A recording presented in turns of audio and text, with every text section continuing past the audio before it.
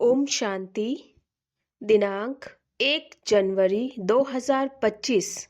बाप दादा के साकार मधुर महावाक्य। मीठे बच्चे, तुम ज्ञान की बरसात कर हरियाली करने वाले हो। तुम्हें धारणा करनी और करानी है। प्रश्न, जो बादल बरसते नहीं हैं उन्हें कौन सा नाम देंगे? उत्तर, वह है सुस्त बादल। चुस्त वह जो बरसते हैं। अगर धारणा हो तो बरसने के बिना रह नहीं सकते। जो धारणा कर दूसरों को नहीं कराते उनका पेट पीठ से लग जाता है। वह गरीब है, प्रजा में चली जाती हैं। दूसरा प्रश्न, याद की यात्रा में मुख्य मेहनत कौन सी है?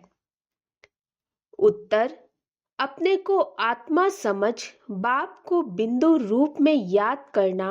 बाप जो है, जैसा है, उसी स्वरूप से यथार्थ याद करना, इसमें ही मेहनत है।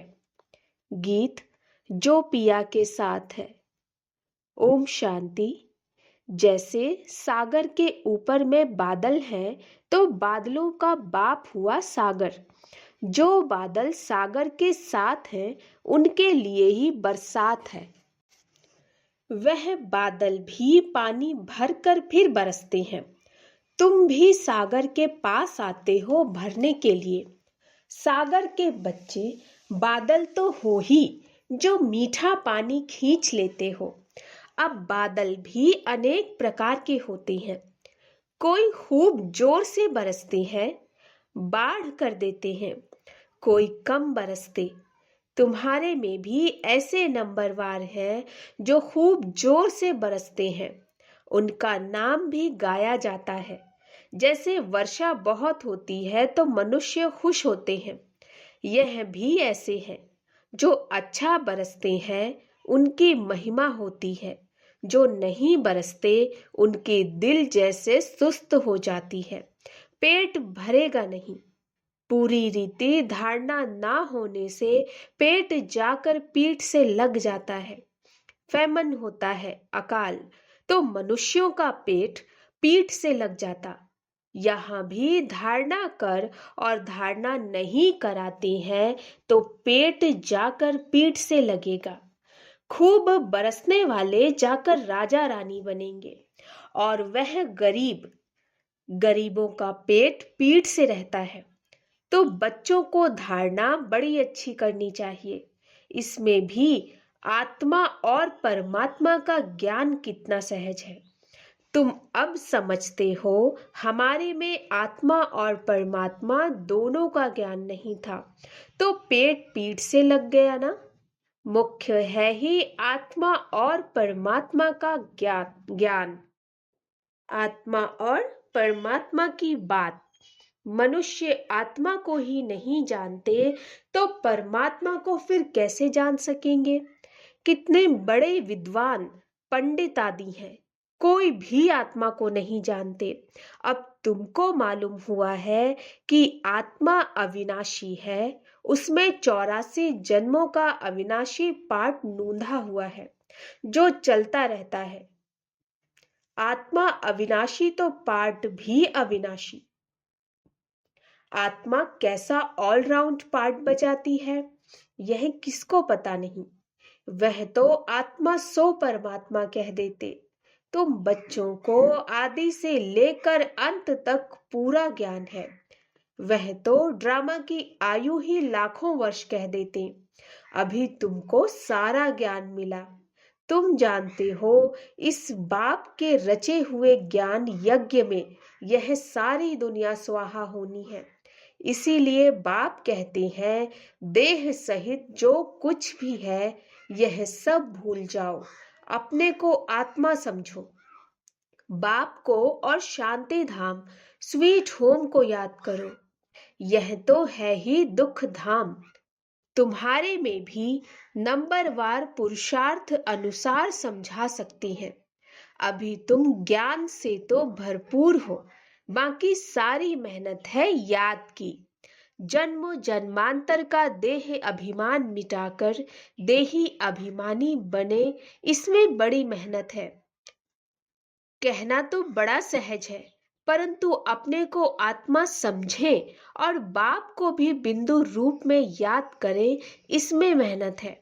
बाप कहते हैं मैं जो हूँ जैसा हूँ, ऐसा कोई मुश्किल याद कर सकते हैं। जैसा बाप वैसे बच्चे होते हैं ना। अपने को जाना तो बाप को भी जान जाएंगे। तुम जानते हो पढ़ाने वाला तो एक ही बाप है, पढ़ने वाले बहुत हैं। बाप राजधानी कैसे स्थापन करते हैं वह तुम बच्चे ही जानते हो। बाकी यह शास्त्र आदि सब है भक्ति मार्ग की सामग्री। समझाने के लिए हमको कहना पड़ता है। बाकी इसमें घृणा की कोई बात नहीं है। शास्त्रों में भी ब्रह्मा का दिन और रात कहते हैं, परंतु समझते नहीं। रात और दिन आधा आधा होता है। सीढ़ी पर कितना सहज समझाया जाता है। मनुष्य समझते हैं कि भगवान तो बड़ा समर्थ है, वह जो चाहे सो कर सकते हैं। लेकिन बाबा कहते मैं भी ड्रामा के बंधन में बांधा हुआ हूँ।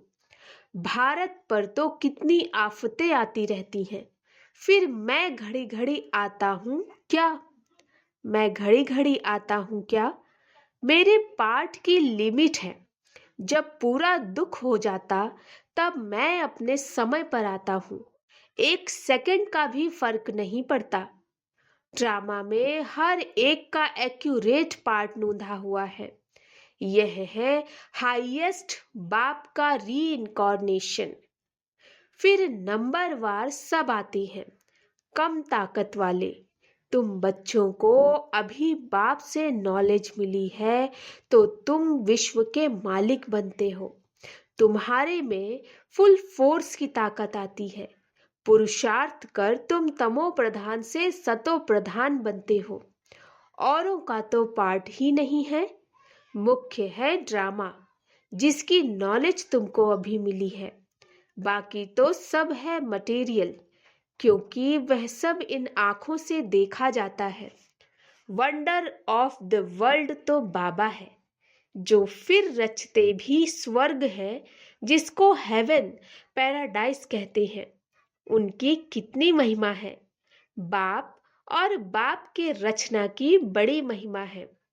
ऊंचते ऊंच भगवान, ऊंचते ऊंच स्वर्ग की स्थापना बाप कैसे करते हैं, यह कोई भी कुछ भी नहीं जानते। तुम मीठे मीठे बच्चे भी नंबरवार पुरुषार्थ अनुसार जानते हो और उस अनुसार ही पद पाते हो। जिसने पुरुषार्थ किया वह ड्रामा अनुसार ही करते हैं। पुरुषार्थ बिगर तो कुछ मिल न सके। कर्म बिगर एक सेकंड भी रह नहीं सकते। वह हठ योगी प्राणायाम चढ़ा लेते हैं, जैसे जड़ बन जाते, अंदर पड़े रहते हैं। ऊपर मिट्टी जम जाती, मिट्टी के ऊपर पानी पड़ने से घास जम जाती है, परंतु इससे कुछ फायदा नहीं। कितना दिन ऐसे बैठे रहेंगे? कर्म तो जरूर करना ही है। कर्म सन्यासी कोई बन न सके। हाँ, सिर्फ खाना आदि नहीं बनाते, इसीलिए उनको कर्म सन्यासी कह देती हैं। यह भी उन्हों का ड्रामा में पार्ट है। यह निवृत्ति मार्ग वाले भी नहीं होते तो भारत की क्या हालत हो जाती। भारत नंबर 1 प्योर था। बाप पहले पहले प्योरिटी स्थापन करते हैं, जो फिर आधा कल्प चलती है। बरोबर सतयुग में एक धर्म एक राज्य था, फिर डीटी राज्य अब फिर से स्थापन हो रहा है। ऐसे अच्छे अच्छे स्लोगन बनाकर मनुष्यों को सुजाग करना चाहिए। फिर से डीटी राज्य भाग्य आकर लो। अभी तुम कितना अच्छी रीति समझते हो। श्री कृष्ण को श्याम सुंदर क्यों कहते हैं, यह भी अभी तुम जानते हो। आजकल तो बहुत ही ऐसे ऐसे नाम रख देते हैं। श्री कृष्ण से कंपटीशन करते हैं। तुम बच्चे जानते हो पतित राजाएं कैसे पावन राजाओं के आगे जाकर माथा टेकते हैं, परंतु जानते थोड़े हैं। तुम बच्चे जानते हो जो पूज्य थे वही फिर पुजारी बन जाते हैं। अभी तुम्हारी बुद्धि में सारा चक्र है। यह भी याद रहे तो अवस्था बड़ी अच्छी रहे, परंतु माया सिमरन करने नहीं देती, भुला देती है। सदैव हर्षित मुख अवस्था रहे तो तुमको देवता कहा जाए। लक्ष्मी नारायण का चित्र देख कितना खुश होते हैं। राधे कृष्ण अथवा राम आदि को देख इतना खुश नहीं होते, क्योंकि श्री कृष्ण के लिए शास्त्रों में हंगामे की बातें लिख दी हैं। यह बाबा बनता भी श्री नारायण है ना। बाबा तो इन लक्ष्मी नारायण के चित्र को देख खुश होते हैं। बच्चों को भी ऐसे समझना चाहिए। बाकी कितना समय इस पुराने शरीर में होंगे, फिर जाकर प्रिंस बनेंगे। यह एम ऑब्जेक्ट है ना, यह भी सिर्फ तुम जानते हो। खुशी में कितना गदगद होना चाहिए। जितना पढ़ेंगे उतना ऊंच पद पाएंगे, पढ़ेंगे नहीं तो क्या पद पाएंगे। कहाँ विश्व के महाराजा महारानी, कहाँ साहूकार, प्रजा में नौकर चाकर। सब जग तो एक ही है, सिर्फ मन मना भव, मध्याजी भव, अल्फ और बे, याद और ज्ञान। इनको कितनी खुशी हुई। अल्फ को अल्लाह मिला, बाकी सब दे दिया। कितनी बड़ी लॉटरी मिल गई, बाकी क्या चाहिए। तो क्यों ना बच्चों के अंदर में खुशी रहनी चाहिए। इसीलिए बाबा कहते हैं ऐसा ट्रांसलाइट का चित्र सबके लिए बनवाएं जो बच्चे देखकर खुश होते रहें। शिव बाबा ब्रह्मा द्वारा हमको यह वर्षा दे रहे हैं। मनुष्य तो कुछ नहीं जानते, बिल्कुल ही तुच्छ बुद्धि है। अभी तुम तुच्छ बुद्धि से स्वच्छ बुद्धि बन रहे हो। सब कुछ जान गए हो और कुछ पढ़ने की दरकार नहीं। इस पढ़ाई से तुमको विश्व की बादशाही मिलती है। इसीलिए बाप को नॉलेजफुल कहते हैं। मनुष्य फिर समझते हैं हर एक की दिल को जानते हैं, परंतु बाप तो नॉलेज देते हैं। टीचर समझ सकते हैं फलाना पढ़ते हैं, बाकी सारा दिन यह थोड़े ही बैठ देखेंगे कि इनकी बुद्धि में क्या चलता है। यह तो वंडरफुल नॉलेज है। बाप को ज्ञान का सागर, सुख शांति का सागर कहा जाता है। तुम भी अभी मास्टर ज्ञान सागर बनते हो, फिर यह टाइटल उड़ जाएगा। फिर सर्व गुण संपन्न 16 कला संपूर्ण बनेंगे। यह है मनुष्य का ऊंच मर्तबा। इस समय यह है ईश्वरीय मर्तबा। कितनी समझने और समझाने की बातें हैं। लक्ष्मी नारायण का चित्र देख बड़ी खुशी होनी चाहिए। हम अभी विश्व के मालिक बनेंगे। नॉलेज से ही सब गुण आते हैं। अपना एम ऑब्जेक्ट देखने से ही रिफ्रेशमेंट आती है। इसीलिए बाबा कहते हैं यह लक्ष्मी नारायण का चित्र तो हर एक के पास होना चाहिए। यह चित्र दिल में प्यार बढ़ाता है, दिल में आता है बस। यह मृत्यु लोक में लास्ट जन्म है, फिर हम अमर लोक में यह जाकर बनूंगा तत्त्वम। ऐसे नहीं कि आत्मा सो परमात्मा, नहीं, यह ज्ञान सारा बुद्धि में बैठा हुआ हो। जब भी किसको समझाते हो बोलो हम कभी भी कोई से भीख नहीं मांगते। प्रजापिता ब्रह्मा के बच्चे तो बहुत हैं, हम अपने ही तन मन धन से सेवा करते हैं। ब्राह्मण अपनी कमाई से ही यज्ञ को चला रहे हैं, शूद्रों के पैसे नहीं लगा सकते। ढेर बच्चे हैं, वह जानते हैं जितना हम तन मन धन से सर्विस करेंगे, सरेंडर होंगे, उतना पद पाएंगे। जानते हैं बाबा ने बीज बोया है तो यह लक्ष्मी नारायण बनते हैं। पैसे यहाँ काम में तो आने नहीं है। क्यों ना इस कार्य में लगा दें। फिर क्या फिर क्या सरेंडर होने वाले भूख मरते हैं क्या? बहुत संभाल होती रहती है। बाबा की कितनी संभाल होती रहती है। यह तो शिव बाबा का रथ है ना, सारे वर्ल्ड को हेवन बनाने वाला है। यह हसीन मुसाफिर है। परम पिता परमात्मा तो आकर सबको हसीन बनाते हैं। तुम सांवरे से गोरा हसीन बनते हो ना। कितना सलोना साजन है, आकर सबको गोरा बनाते हैं। उन पर तो कुर्बान जाना चाहिए, याद करते रहना चाहिए। जैसे आत्मा को देख नहीं सकते, जान सकते हैं, वैसे परमात्मा को भी जान सकते हैं। देखने में तो आत्मा परमात्मा दोनों एक जैसे बिंदु हैं, बाकी तो सारी नॉलेज है। यह बड़ी समझ की बातें हैं। बच्चों की बुद्धि में यह नोट रहनी चाहिए। बुद्धि में नंबरवार पुरुषार्थ अनुसार धारणा होती है। डॉक्टर लोगों को भी दवाइयाँ याद रहती है ना। ऐसे नहीं कि उस समय बैठ किताब देखेंगे। डॉक्टरी की भी पॉइंट्स होती हैं, बैरिस्ट्री की भी पॉइंट होती हैं। तुम्हारे पास भी पॉइंट्स हैं, टॉपिक्स हैं जिस पर समझाते हैं। कोई पॉइंट किसको फायदा कर लेती है, कोई को किस पॉइंट से तीर लग जाता। पॉइंट तो बहुत ढेर की ढेर है। जो अच्छी रीति धारण करेंगे वह अच्छी रीति सर्विस कर सकेंगे। आधा कल्प से महारोगी पेशेंट है। आधा कल्प से महारोगी पेशेंट है। आत्मा पतित बनी है। उनके लिए एक अविनाशी सर्जन दवाई देते हैं। वह सदैव सर्जन ही रहते हैं, कभी बीमार होते नहीं। और तो सब बीमार पड़ जाते।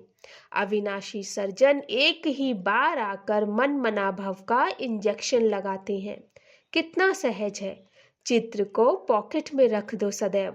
बाबा नारायण का पुजारी था तो लक्ष्मी का चित्र निकाल अकेला नारायण का चित्र रख दिया। अभी पता पड़ता है जिसकी हम पूजा करते थे वह अब बन रहे हैं। लक्ष्मी को विदाई दे दी तो यह पक्का है, हम लक्ष्मी नहीं बनूंगा। लक्ष्मी बैठ पैर दबाए यह अच्छा नहीं लगता था। उनको देखकर पुरुष लोग स्त्री से पैर दबवाते हैं। वहां थोड़े ही लक्ष्मी ऐसे पैर दबाएंगी। यह रस्म रिवाज वहां होती नहीं। यह रस्म रावण राज्य की है। इस चित्र में सारी नॉलेज है, ऊपर में त्रिमूर्ति भी है।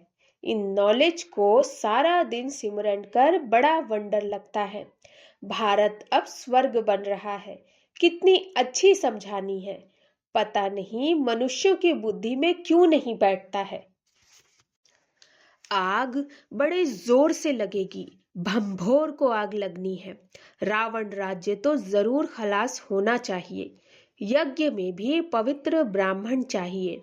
यह बड़ा भारी यज्ञ है, सारे विश्व में प्योरिटी लाने का। वो ब्राह्मण भी भल ब्रह्मा की औलाद कहलाते हैं, परंतु वह तो कुख वंशावली है। ब्रह्मा की संतान तो पवित्र मुख वंशावली थे ना, तो उन्हों को यह समझाना चाहिए।